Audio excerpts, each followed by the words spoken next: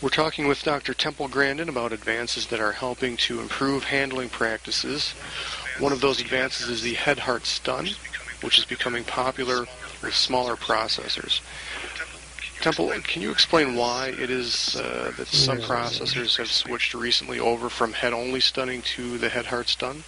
Well, with head-only stunning in small plants, they were having a lot of problems with pigs and other animals returning to sensibility. Because when you stun an animal on the head, it's a temporary stun. The animal is going to wake back up again in 15 to 30 seconds. And the problem is it's very difficult to get the animal bled within 15 seconds, especially with the slow hoists that small plants have.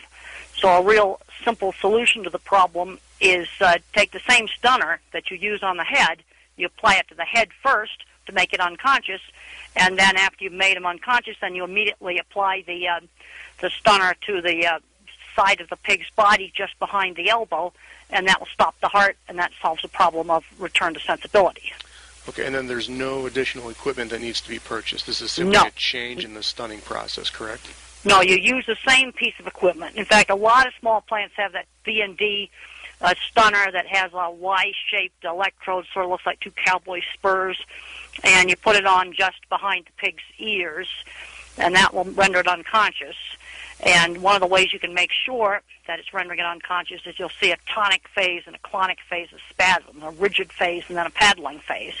And then you want to apply it to the chest while it's still in the rigid phase. No, you don't have to buy any additional equipment. You just apply the stunner on the head first, and then you put it on the chest. Now, I know you helped author a paper on this. How long has the head-heart stun been in practice?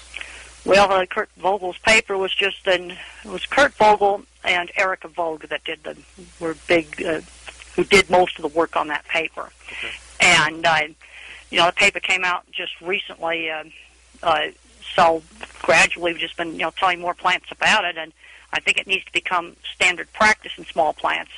And some plants might be concerned that, they might get more blood spotting in the meat by doing this. Well, one of the reasons why that hasn't happened is you're putting it on the side of the body right behind the elbow. You're not putting that second stun right on the back, right over the loin. You're getting it good and far away from the loins. And how much does the head-heart stun increase the stun-to-bleed interval?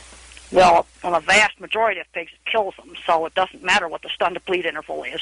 Though I still recommend trying to bleed within 30 seconds, 60 seconds max, because when you cardiac arrest pigs, even the great big huge plants that use cardiac arrest, there are few pigs, and I mean like maybe 1 in 1,000, where you don't achieve cardiac arrest.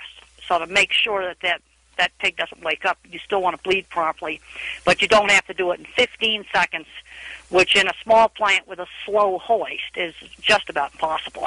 Right, and it seems like such a simple process. Why haven't other small processors adopted this practice yet?